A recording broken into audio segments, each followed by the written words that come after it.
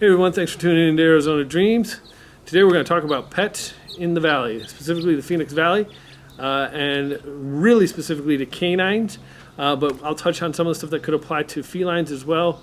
Those exotic pets that you might have, you're going to have to do your research because frankly I'm not that up to speed on exotic pets. So jumping right in, let's talk about the number one question that we get all the time. What do you do with your dog when it's 115 degrees and they want to be outside? Well, one solution is don't leave them out real long. That's a pretty obvious one, but you'd be surprised at how many things and times we see on the news where somebody's left their dogs out in the sun for multiple hours. They're susceptible to sunburn, they're susceptible to the heat damage, concrete and blacktop. That stuff gets hot. You think it's hot outside when it's 115.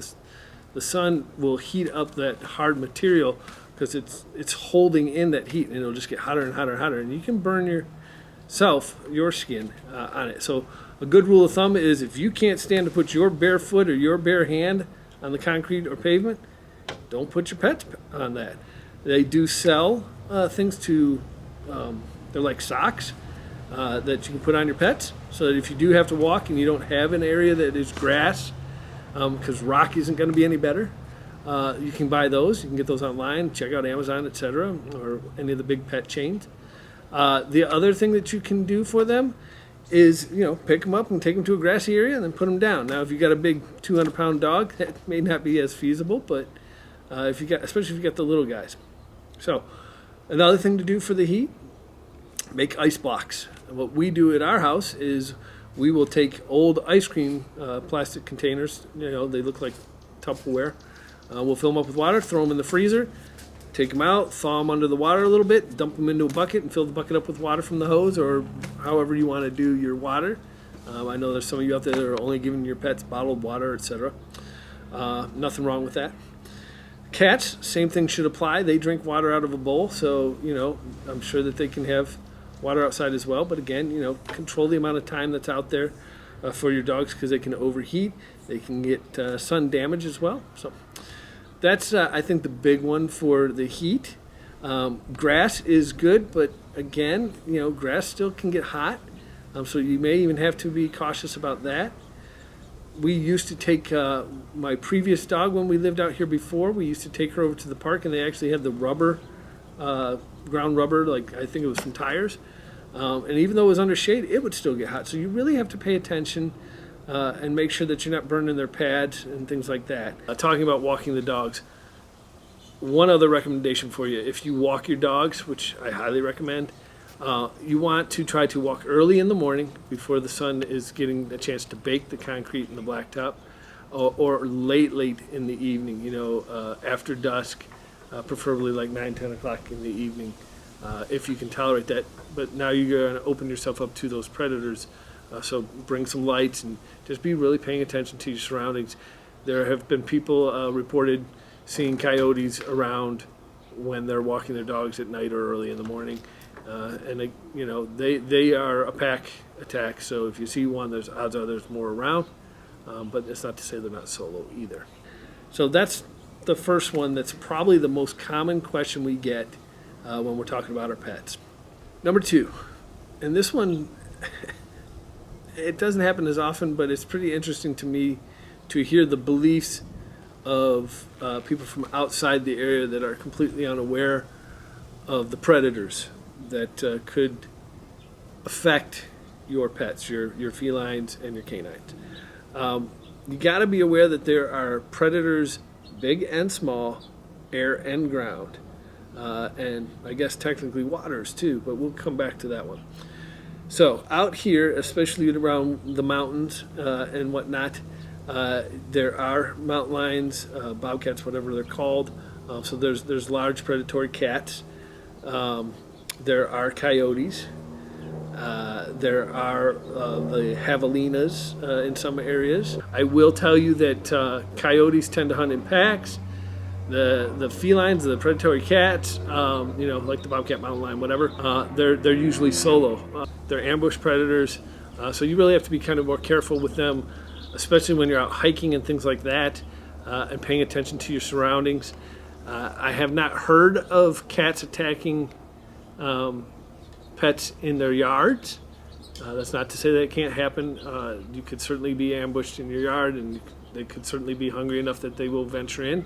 I have seen, ring videos of cats walking through their ring displays so that they can be recorded. So they definitely are not afraid to be around people, and I'm sure it all depends on how hungry they are and how scarce their food supply is. That's even more important for littler dogs and cats. They're more susceptible than a larger animal. So if you've got a larger dog, it doesn't mean that they're protected, but odds are they're not going to be as susceptible to one of the micro breeds, right? All right, so that's kind of the common ground predators that you see. I will say I have not seen a javelina in person anywhere near most of the urban areas. Now, they seem to be more common up on the north end, and they do come into the urban areas. I've seen pictures, but I have not, fortunately, in the Southeast Valley, been exposed to that. They're mean, they smell, so just, steer clear if you see them. We don't have bears in the valley.